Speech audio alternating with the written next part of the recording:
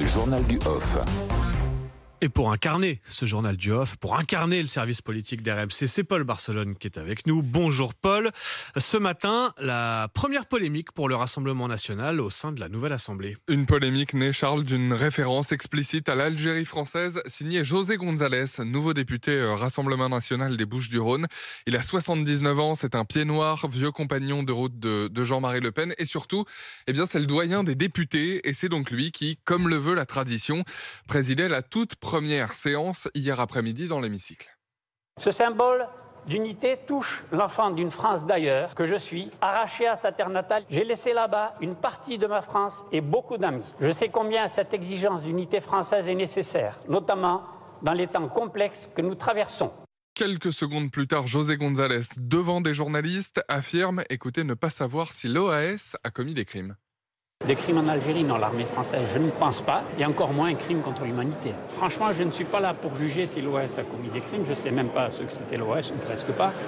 Alors l'OAS, c'est une organisation terroriste soutenue par l'extrême droite qui luttait contre l'indépendance de l'Algérie, qui a commis de très nombreux attentats, dont celui du petit Clamart qui visait à tuer le général de Gaulle. L'OAS est responsable de la mort d'au moins 2200 personnes en Algérie.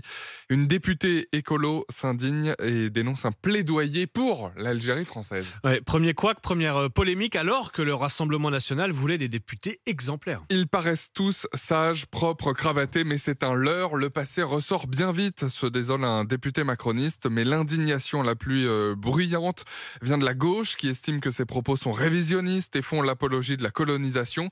Ce n'est pas rien comme marqueur, c'est du Jean-Marie Le Pen, l'affirmation de l'extrême droite la plus rance, insiste un élu de gauche. D'ailleurs, le fondateur du Rassemblement national compte bien appeler et même recevoir en personne José González pour le féliciter et le remercier pour son discours. Un député de la France insoumise résume: en à peine un jour à l'Assemblée et le Rassemblement national montre déjà son vrai visage. Le RN qui justement tente de se défendre sur le refrain du « En France, on a encore le droit de dire ce qu'on pense ».